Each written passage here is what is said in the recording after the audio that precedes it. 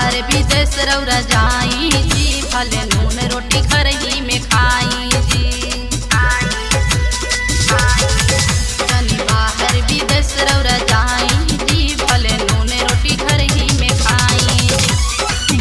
आज देखनी खराब सपना रात में है, छोड़ी जानी जाई गुजरात में।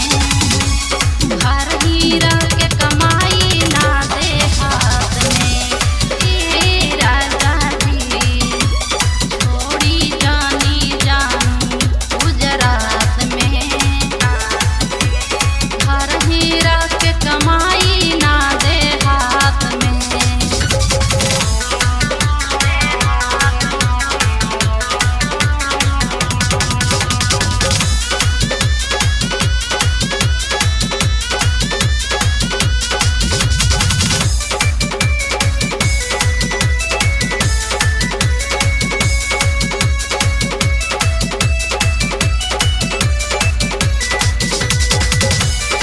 पैसा कामे